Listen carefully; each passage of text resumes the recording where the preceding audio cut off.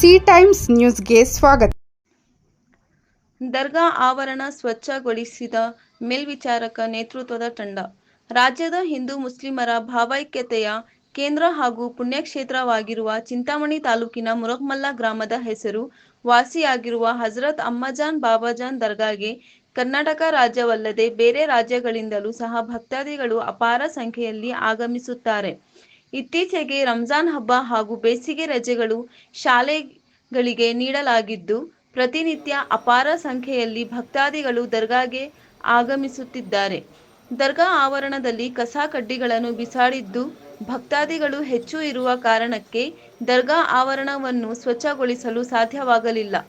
ಈಗ ಭಕ್ತಾದಿಗಳ ಸಂಖ್ಯೆ ಕಡಿಮೆಯಾದ ಕಾರಣ ದರ್ಗಾ ಆವರಣವನ್ನು ದರ್ಗಾ ಮೇಲ್ವಿಚಾರಕರಾದ ತಯ್ಯೂಬ್ ನವಾಜ್ ರವರ ಸಮ್ಮುಖದಲ್ಲಿ ದರ್ಗಾ ಸಿಬ್ಬಂದಿ ಪೌರ ಕಾರ್ಮಿಕರ ಖುದ್ದಾಗಿ ಫೀಲ್ಡಿಗೆ ಇಳಿದು ದರ್ಗಾ ಆವರಣವನ್ನು ಸಂಪೂರ್ಣವಾಗಿ ಸ್ವಚ್ಛಗೊಳಿಸಿ ದರ್ಗಾ ಆವರಣವನ್ನು ನೋಡುಗರ ಗಮನ ಸೆಳೆದರು.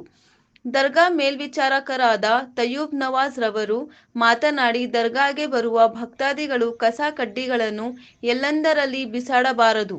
ದರ್ಗಾ ಆವರಣವನ್ನು ಸ್ವಚ್ಛವಾಗಿಡಲು ಪ್ರತಿಯೊಬ್ಬ ಭಕ್ತಾದಿಗಳು ಸಹಕರಿಸಬೇಕು ಹಾಗೂ ದರ್ಗಾ ಅಕ್ಕಪಕ್ಕದಲ್ಲಿರುವ ಕೊಳವೆ ಬಾವಿ, ಕಲ್ಯಾಣಿ ಕೆರೆ, ಕುಂಟೆಗಳ ಬಳಿ ಬಟ್ಟೆ ಸ್ವಚ್ಛಗೊಳಿಸಲು, ಸ್ನಾನ ಮಾಡಲು, ಈಜು ಹೊಡೆಯಲು ಯಾವುದೇ ಕಾರಣಕ್ಕೆ ಹೋಗಬಾರದು.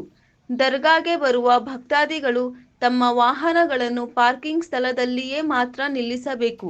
ದರ್ಗಾಗೆ ಬರುವ ಭಕ್ತಾದಿಗಳು ಶಾಂತಿ ಸುವ್ಯವಸ್ಥೆಗೆ ಧಕ್ಕಾಗಿ ಬರುವಂತಹ ಕೆಲಸಗಳನ್ನು ಯಾವುದೇ ಕಾರಣಕ್ಕೂ ಮಾಡಬಾರದು ಹಾಗೂ ಕಾನೂನನ್ನು ಕೈಗೆ ತೆಗೆದುಕೊಳ್ಳಬಾರದು ಎಂದು ಭಕ್ತಾದಿಗಳಲ್ಲಿ ಮನವಿ ಮಾಡಿಕೊಂಡರು.